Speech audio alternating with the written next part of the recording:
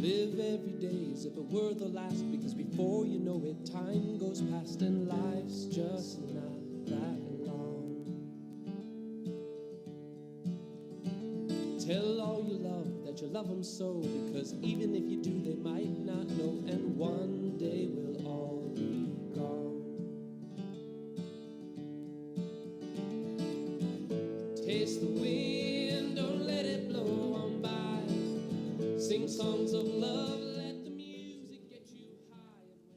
And when it's said, June 25th, 1976, 46 years ago, my grandparents, 85 and 82 years old, retired farmers, were murdered in bed by an abused white youth, Dale, 18 years old, in rural Illinois.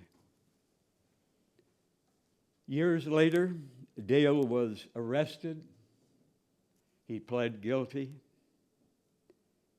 I contacted the jail chaplain.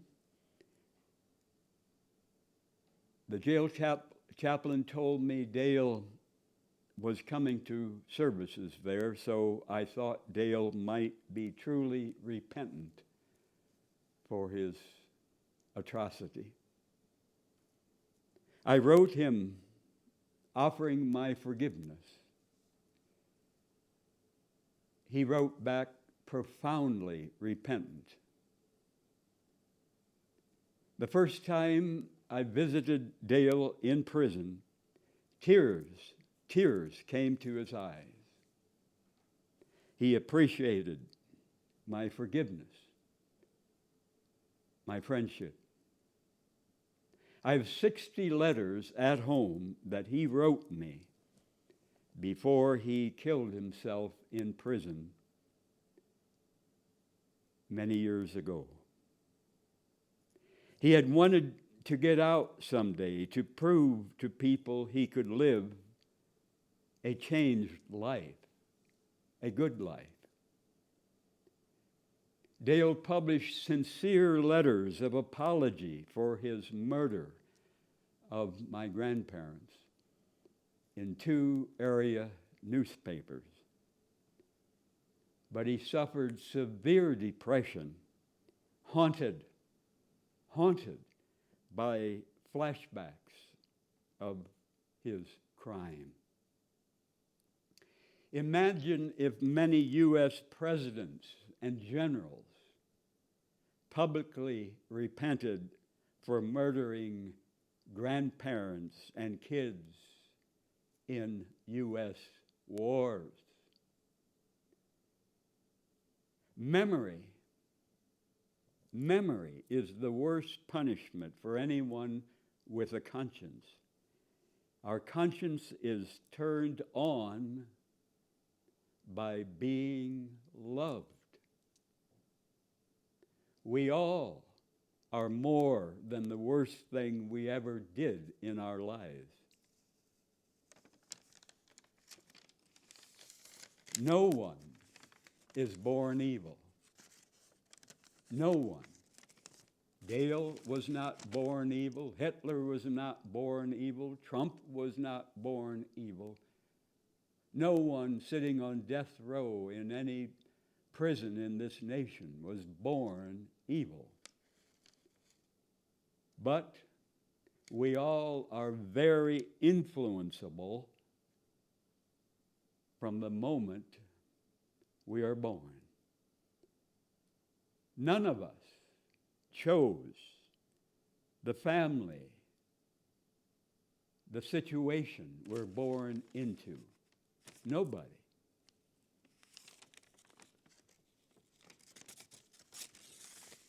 If Dale had not murdered my grandparents, if Dale had joined the U.S. military, he might have murdered many grandparents, many kids in Vietnam, and received a medal.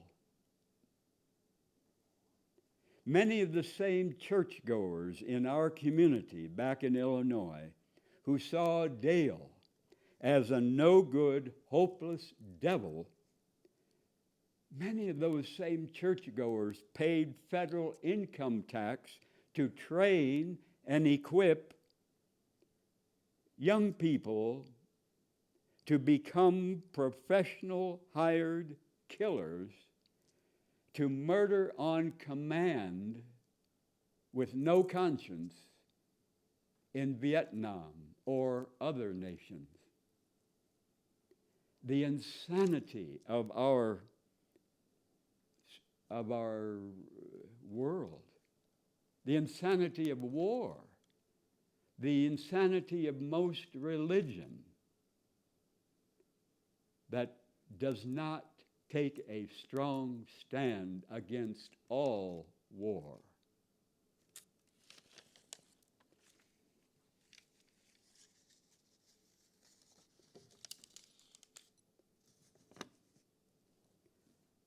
Do kids who know me know they can ask me any question about family secrets, about sex, about life, and get an honest answer?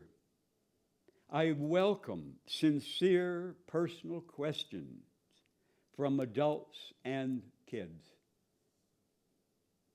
If I choose not to answer certain questions, do I explain why? Say, if someone confided in me and asked me not to tell anyone else. Sadly, many kids do not feel free to ask their parents, aunts, uncles, grandparents, sincere, honest, personal questions. Sometimes the adult gets angry, tells the kid never to ask those questions, tells the kid to go out and play, tells the kid to go watch television. I never want to shame any kid or adult for asking me any sincere, honest, personal question, for their honest curiosity. And sadly, in many families, there are many secrets too hot to handle, the adults think. People go to their graves having learned early not to ask certain questions because their parents, other adult relatives, slammed the door shut on certain subjects. So sad, so stupid. When I hear of someone committing violence, do I think, how would I feel if I were that person, especially if that person now terribly regrets what he or she did? Do I realize I could have committed that evil act? We all are capable of terrifying violence in a moment of temporary insanity or rage. And when I hear of someone who was shot or stabbed or run down by a car, do I think, how would I feel if I were that person, the victim? We all are sometimes the villain, sometimes the victim. The more we condemn the person doing violence as a no-good devil, the harder we make it for that person to wake up and to change his or her ways. Do we want that person to change? If not, are we behaving any better than the person who committed the violence? We all are more than the worst things we ever did or almost did.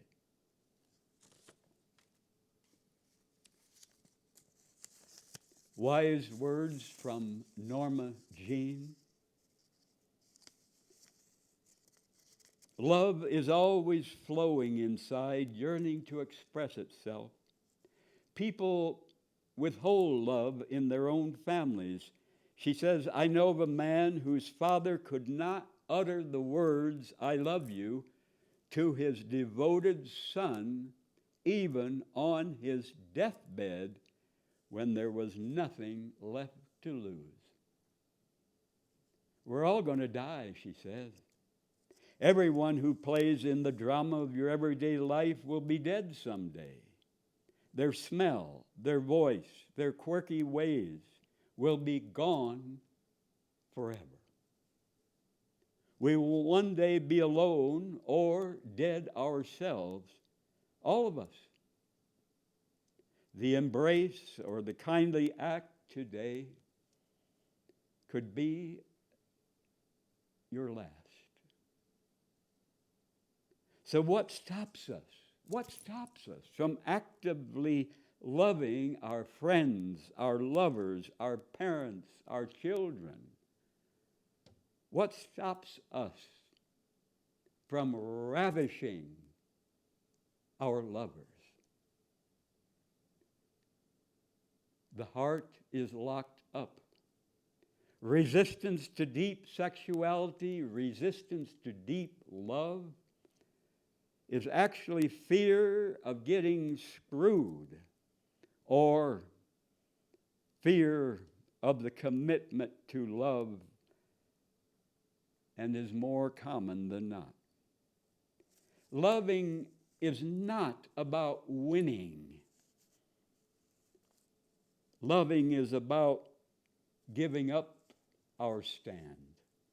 It's about surrender. The drama of our lives is very short. Norma Jean says, I want to surrender. I want to feel you surrender.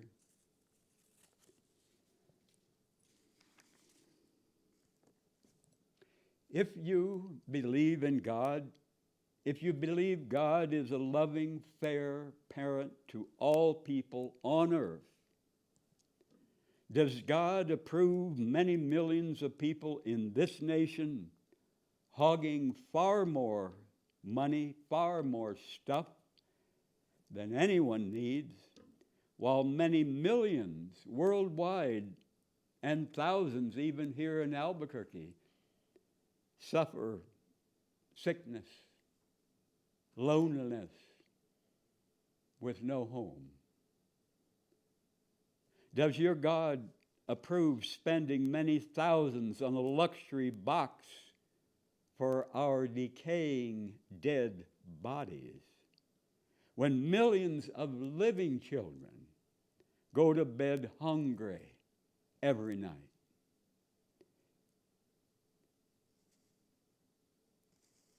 If you are a loving father, a loving mother, would you approve one adult son living in a huge mansion while your other adult son is sick and homeless? In Haiti, 60%, over one half of the people in Haiti survive on $2 a day, not $2 an hour, $2 a day. Did those Haitian people in severe poverty choose to be born there? Did we choose to be born here? How would any loving, fair parent God approve any religious person, Christian, Jew, Muslim, living in a big, fancy palace while other people suffer no home?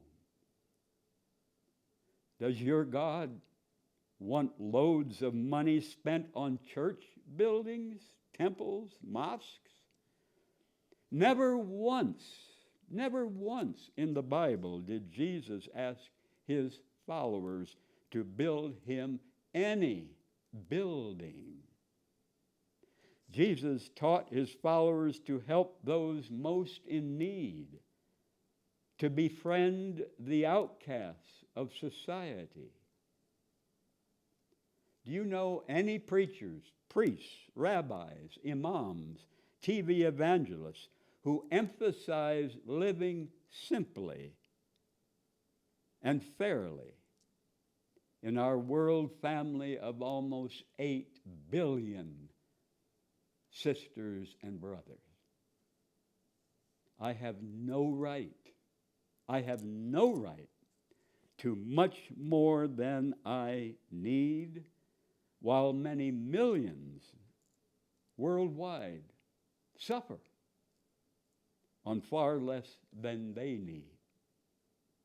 If religious leaders said that and lived that, many so-called religious people in congregations would get offended. They'd get pissed off. They'd drop out. And the money collected in most congregations would drop big time. Too much truth. I'm no longer religious. I no longer believe in God. I was a very sincere 20-year-old Christian preacher in Illinois 56 years ago. I was as sincere back then as a young Christian preacher as I am sincere now. But I had not yet questioned deeply the Bible and my faith. I thank many people, a great variety of people, who helped me open my eyes on my very long journey away from religion. 56 years ago, if I had heard me say these things that I'm saying right now, I would have been absolutely shocked. Big changes in our lives often do not come easily, do not come quickly. I wish we had a fair, loving, all-powerful parent God who helped all people who prayed for help. Millions worldwide for thousands of years have prayed desperately for help from war, starvation, drought, family violence, rape, hurricanes, floods, tornadoes, fires. Millions have prayed for thousands of years with no help. Imagine 8-year-old Jose, who goes to Sunday school. The very sincere teacher tells Jose and the other children that Jesus in the Bible promises God will help people who pray for help when they are suffering. And that night, Jose's drunken father comes home, as he often does, threatening Jose's mother, beating on her. But that night, the drunken father curses, beats Jose's mother, and then pulls out a knife. Jose prays desperately. Jose is afraid this time his drunken father will kill his mother. Jose prays desperately to God to protect his mother. But his drunken father stabs Jose's mother to death. If we were Jose, would we still believe Jesus' promises for those who pray? Would Jose's Sunday school teacher understand why Jose stopped coming to church?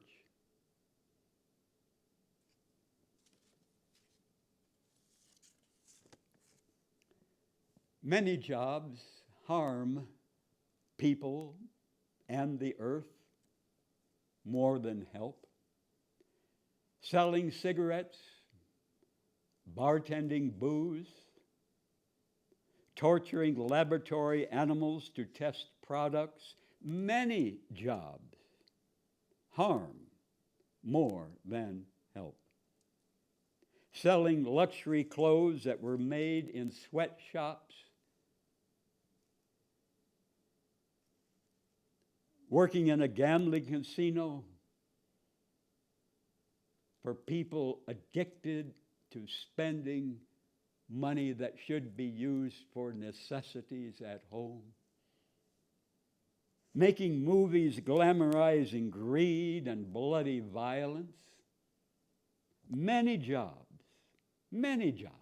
harm more than help. Serving crap at McDonald's, delivering Pepsi, making ads for stuff nobody needs, making many jobs harm more than help. Being a soldier trained to murder people, designing mass murder weapons at Sandia and Los Alamos weapons laboratories, shutting up our conscience for a paycheck. Jobs where you get fired for publicly damning U.S. wars and U.S. atrocities. Many jobs harm more than help. I worked in our family cattle and hog business part-time for years in Illinois. And sadly, I participated in much cruelty to those animals. And one of many things I would like to change if I had my life to live over. To all of you who are working in a harmful job, and you know it, working there because of needing money to survive, decide now to live simply and as soon as possible to find a life-giving job, even if you're paid much less money. Many jobs are not worth doing, no matter how much you are paid.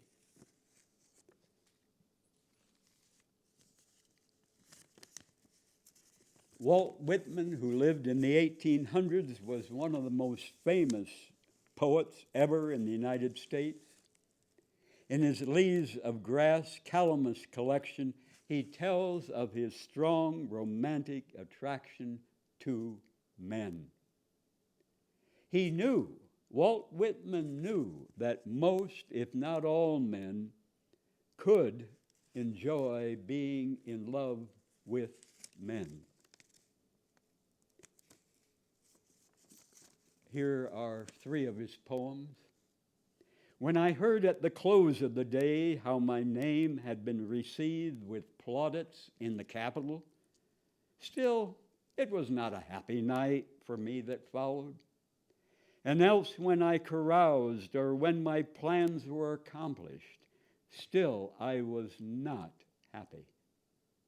But the day when I rose at dawn from the bed of perfect health, refreshed, singing, inhaling the ripe breath of autumn, when I saw the full moon in the west grow pale and disappear in the morning light, And when I wandered alone over the beach and undressing, bathed, laughing with the cool waters, saw the sun rise, and when I thought how my dear friend, my lover, was on his way coming, oh, then I was happy.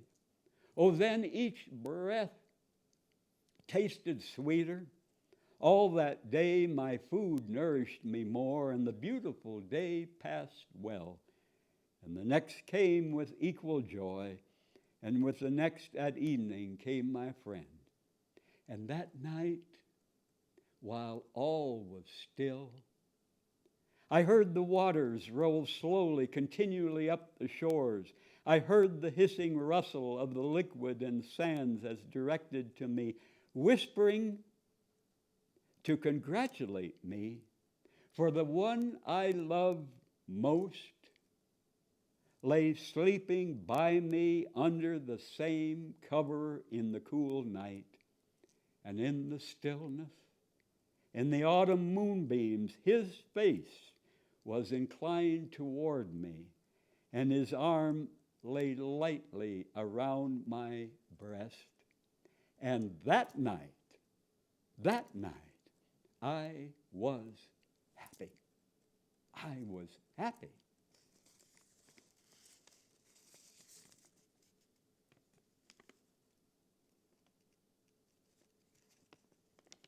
What think you I take my pen in hand to record? The battleship, perfect model, majestic, that I saw passing past the offing today under full sail. The splendors of the past day, or the splendor of the night that envelops me, or the vaunted glory and growth of the great city spread around me. No, none of these things, but merely of two simple men I saw today on the pier in the midst of the crowd, the parting of dear friends, the one to remain hung on the other's neck and passionately kissed him, while the one to depart tightly pressed the one to remain in his arms.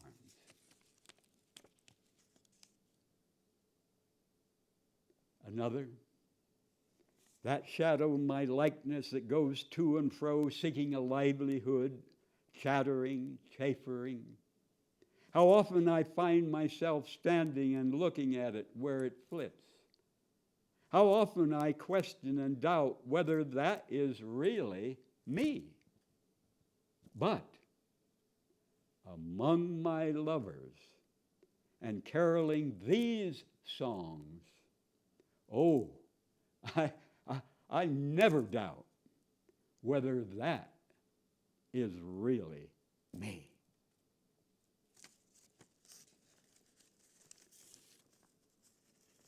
I strongly compliment Walt Whitman for his powerful poems about his being in love with men. I condemn his racist support for U.S. war against Mexico in the 1840s. We all can be right on some things and so sadly wrong on other things.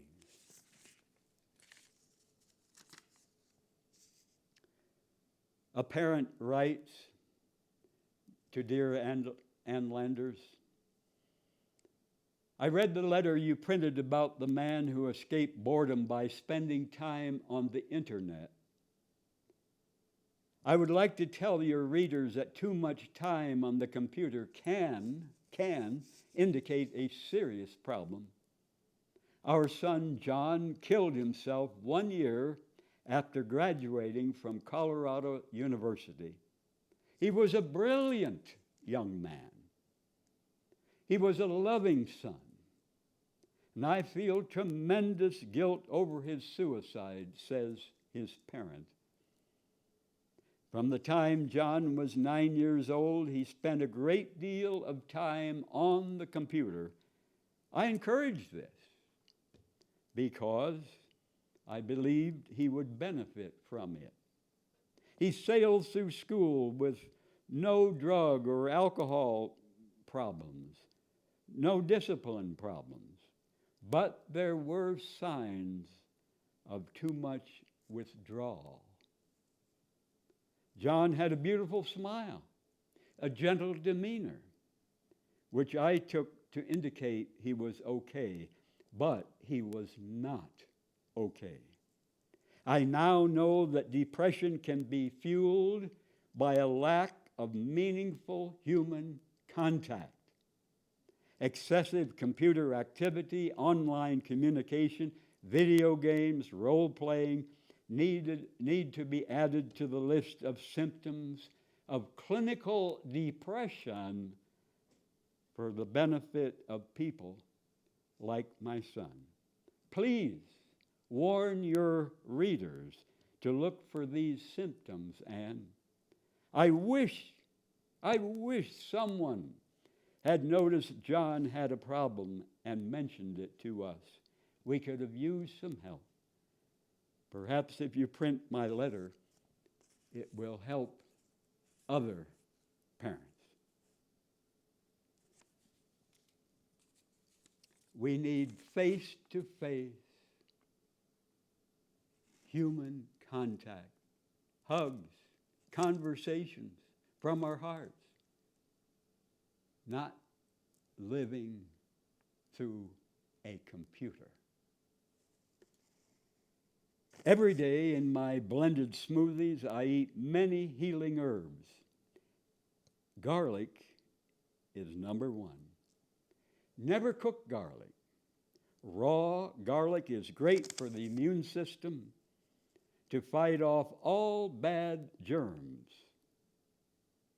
including COVID. Antibiotic drugs often kill the good germs along with the bad germs. And that's no good. We need those good germs to be healthy. Garlic kills only the bad germs. Garlic helps the good germs. Now, you won't hear that from any drug company because they can't make money off garlic, raw garlic cloves. Garlic helps arthritis, high and low blood pressure. Garlic helps colds, flu, congestion, cough, earache, diabetes. Garlic helps prevent gangrene or heal gangrene, hepatitis, herpes, AIDS, tuberculosis, pneumonia, heart disease, all infections. Garlic helps insomnia, to give you good sleep. Garlic prevents and gets rid of parasites and worms in our intestines. People who eat the most garlic have the least cancer. Garlic is good for sex. Eat only raw garlic, not cooked, if you want the best results. Each garlic bulb has sections called cloves. Depending some on the size of the cloves, I eat 4 to 12 cloves in my blended smoothies every day. Lots of raw garlic plus extra hot red chili pepper becomes nature's penicillin to prevent and stop all infections. After the Gulf War, a large Albuquerque fundamentalist Christian church held a rally celebrating U.S. victory in Iraq. Did they give a damn about the hundreds of thousands of people killed by the United States in Iraq? I went to that rally. I held my signs strongly opposing war. And one man told me, "Blessed is he who takes your little ones and dashes them against the rocks." And that is an awful, actual verse from the Bible, from the Psalms in the Bible. And many Christian fundamentalists believe the Bible is the perfect Word of God. Many Muslim fundamentalists believe the Quran is the perfect Word of God, of Allah. Some Muslim fundamentalists use verses from the Quran to justify their atrocities. And some Christian fundamentalists use verses from the Bible to justify damn bloody U.S. wars. I highly recommend the great book in our city library, The Atheist Muslim, A Journey from Religion to Reason, by Ali, A-L-I, middle initial A, last name Rizvi, R-I-Z-V-I. Honest, heartfelt, personal. And sadly, both the Bible and the Quran contain many terrible verses advocating war, violence, and other evils in the name of God. I'm no longer religious. I identify deeply with the author of The Atheist Muslim in his long, long journey from religion to reason.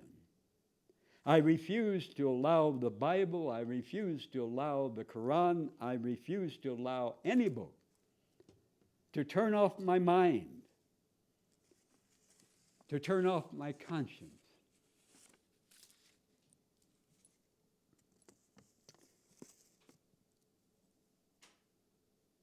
A woman writes this to make teenagers think what becoming a mother means.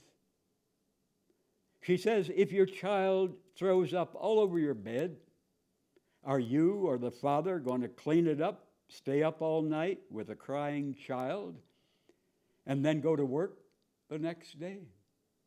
And when the baby is sick, will you cancel your plans with your friends and stay home? Will you skip buying clothes or the latest cell phone for yourself because you can barely afford food for your little one? Are you willing to give up your dreams of school or travel because the child you gave birth to will grow up and need shoes, an education, medical care? Are you prepared for when this cute, cuddly baby becomes a screaming 2-year-old?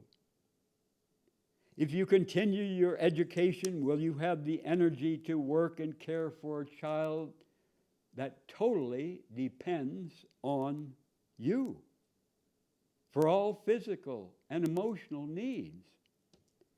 And most important of all, can you handle all this alone if suddenly the father decides he's not ready for the responsibility? Another parent, a single parent, writes, are you emotionally, physically, and financially ready if you have a premature or handicapped baby? I am the parent of a severely handicapped son. His twin sister has ADHD, and by God's grace and just dumb luck, I'm handling it well so far. From a single parent. From a wise mom in Alabama, parents need a sense of humor, an infinite amount of patience and thick skin. Children take the longest time eating, using the bathroom, telling a story, asking a question. And there will be many occasions when they will tell you that you are the meanest mommy or daddy, or that they hate you. Can you handle that with grace, firmness, patience?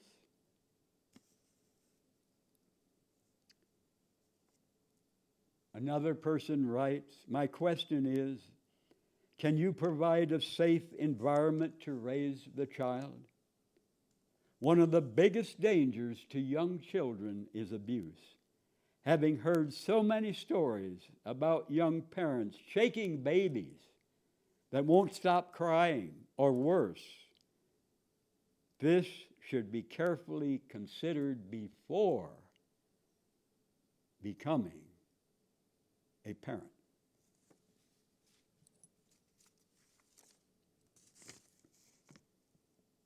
Tobias Schneebaum, who was a gay Jewish American anthropologist, a person who studies many different cultures,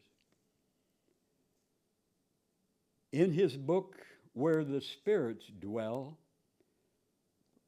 wrote from his experience in Southeast Asia. He says, 2 young men were responsible for taking me regularly into the swamp to bathe. I learned years later that they were bond friends, put together to strengthen clan ties by their parents when they were just beginning to walk. Kosh, the one, had seen me washing in the mud and salt water near the house and had told Kokorai and Amir to take me to sweeter water. They were in their mid-teens, slender, without the powerful arms, shoulders, chest muscles they would develop within a few years from paddling every day. They were always in good humor, full of laughter, amusing stories, and information. We bathed amidst the huge yellow water lilies in swamp water, black yet clear. These boys had never seen soap before, and they luxuriated in lathering themselves. They soaped their bodies again and again, using up most of a bar each time we went out. They enjoyed the sensuality of it and always immediately showed erections. Not at all put off by my presence.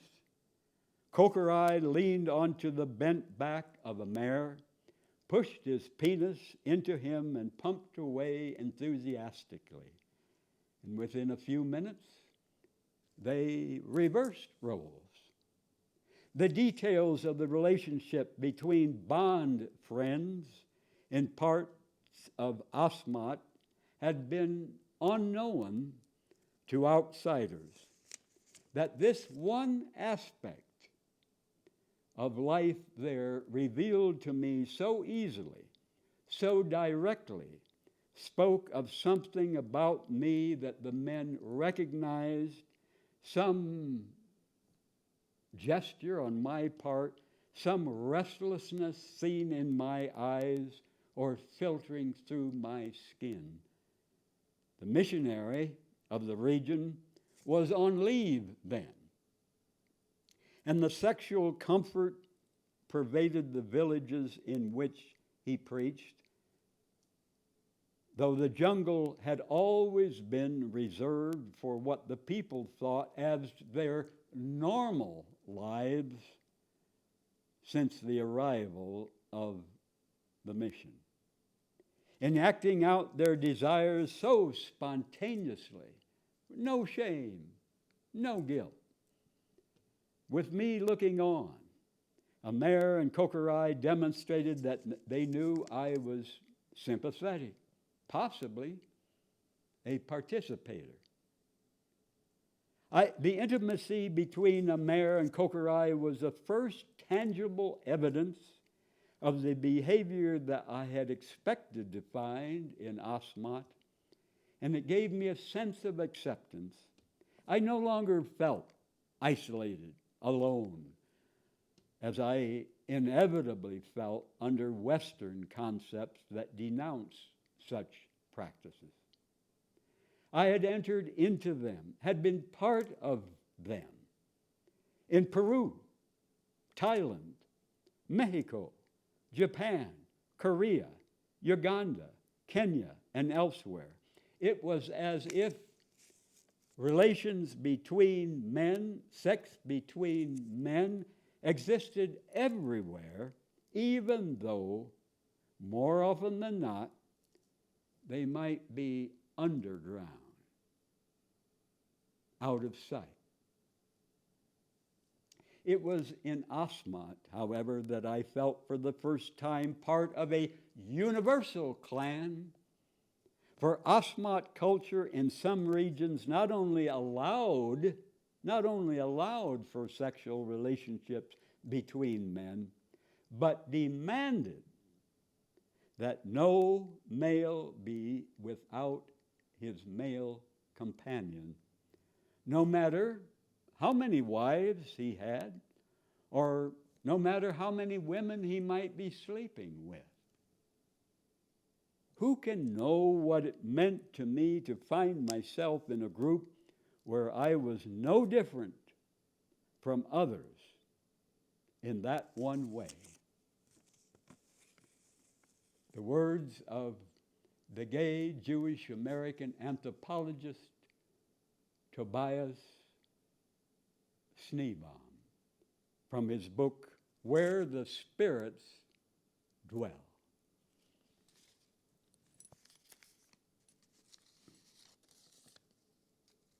One of my favorite health books is Los Viejos, which means in English, the old ones. It was published in 1976. Los Viejos is about the very old people of Vilcabamba in the mountains of Ecuador, South America. Some of them were over 100 years old. One man, supposedly 132, still healthy, still active, still loving life. They worked hard, almost till the day they died. They had never taken prescription drugs. They never had yearly physicals. They ate mainly simple foods from the earth, not crap from factories, not crap from fast food joints. They did not have much stuff, very little money, but they loved to be alive. They treasured past romances. They looked forward to new romances. The old men still had strong desire for sex and romance. Some were married 80 years or more. And after one partner died, marrying someone else was common up to 100 years old. They were never too old to want sex and romance. They were never too old to talk about it, to enjoy talking about sex and romance.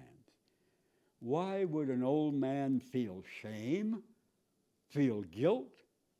Why would an old man consider himself a dirty old man for wanting sex and romance? Any more than a young man who wants sex and romance. And to have a good old age, we need healthy bodies. To have a good old age, we need close friends from young to old. To have a good old age, we need many warm hugs. To have a good old age, we need a reason to get up in the morning. To have a good old age, we need passionate sex and romance, if possible. To have a good old age, we need to help other people. We need to enjoy nature. To have a good old age, we need to take a strong public stand for fairness and peace for all people on earth. To have a good old age, we need enough money to live simply. We need to eat only healthy food. We need to have a small, quiet place to live. If you want to be healthy, I urge you not to consume cow's milk in any form. Cow's milk can, not always does, but can cause or worsen iron deficiency, anemia, allergies, diarrhea, heart disease. Cow's milk can cause or worsen colic, cramps, and gastrointestinal bleeding, sinusitis,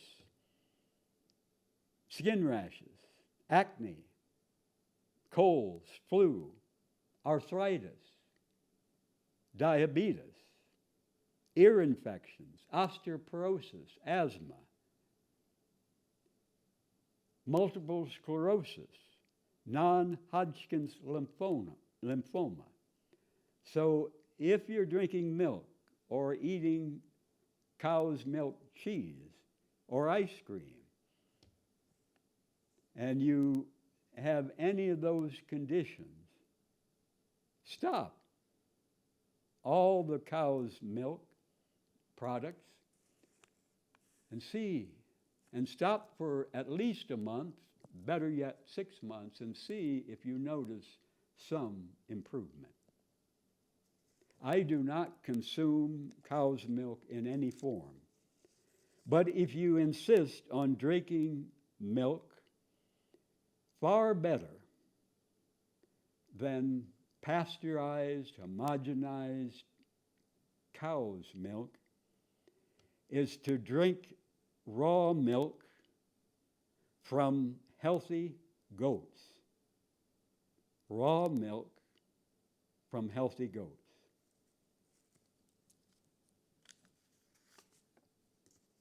If anyone could have told me when I was a kid and in my 20s, when I was severely addicted to candy, cookies, cake, pie, ice cream, that at 76 I would have only one tooth left, how could I have believed it? Would I have changed back then? I don't know. If anyone could have told me when I was a kid and in my 20s addicted to sugar shit, that at 28 years old, I would have surgery on the retinas of both my eyes and be terrified, absolutely terrified of going blind, how could I have believed it?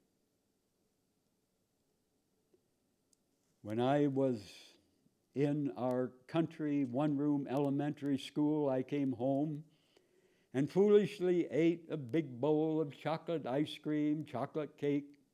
Ice cream has no fiber. Cake has very little fiber.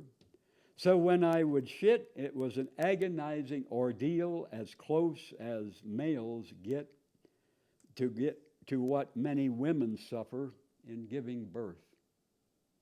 I did not know about eating lots of fiber to have easy, large shits. I did not know about squatting to shit instead of sitting to shit. A woman writes, "My father-in-law used to say, I know that smoking is not good for me, but I would rather enjoy my time on earth and die a little earlier than deprive myself of the things I enjoy. And unfortunately, Dad did not get very much more enjoyment because he had to have bypass surgery. And then he needed his arteries stripped so his brain could get proper blood supply. And then they stripped his femoral arteries, not once, but twice. He continued to smoke one cigarette after another. And then soon his leg got gangrene. There wasn't enough artery to save, so they amputated his leg almost to his hip. And Dad's other leg began to lose circulation, and his coronary bypasses were clogging. Fortunately, he died before they did any further amputations. Through all of this, Dad never deprived himself of the pleasure of smoking, but he deprived his family of having him around to celebrate his 60th birthday.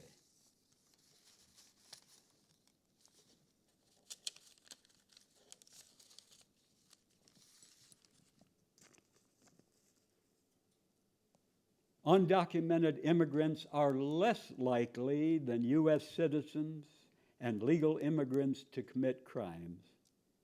Those born in the United States are over 2 times more likely to be arrested for violent crimes, 2.5 times more likely to be arrested for drug crimes, and over 4 times more likely to be arrested for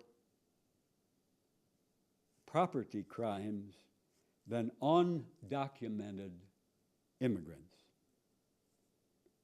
A lot of people use a small number of cases highlighted in news cycles to demonize all undocumented immigrants. Most people who come here illegally, their number one job is to not get deported. So they are inclined to stay off the police radar.